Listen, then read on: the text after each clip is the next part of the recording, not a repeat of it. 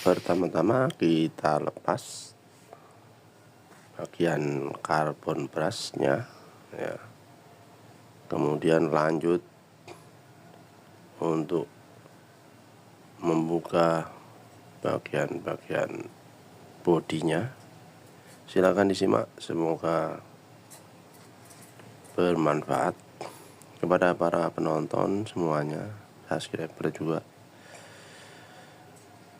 Apa kabarnya? Dan doa saya semoga kalian semua sehat selalu dan dimudahkan rezekinya, dimudahkan keinginannya. Oke, sampai jumpa di video-video selanjutnya. Assalamualaikum warahmatullahi wabarakatuh. Bye bye.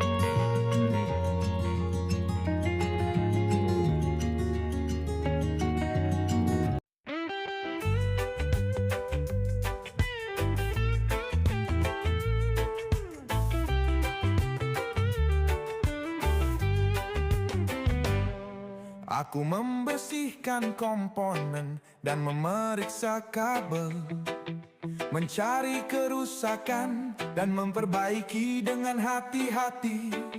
Aku mengganti spare part dan memasangnya kembali, menghidupkan kembali motor yang terlupakan. Kelana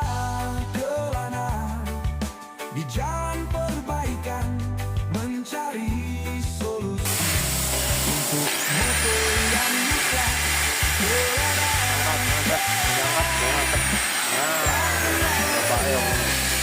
Menghidupkan kembali motor yang terlupakan dengan sabar